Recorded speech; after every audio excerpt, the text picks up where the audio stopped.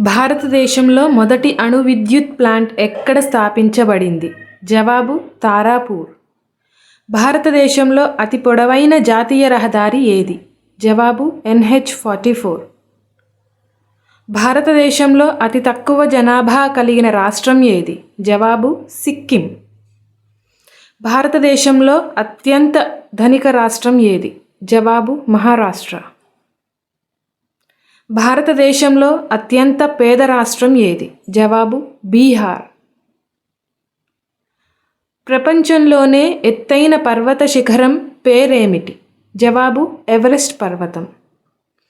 భారతదేశంలో అత్యధిక అక్షరాస్యత కలిగిన రాష్ట్రం ఏది? జవాబు కేరళ.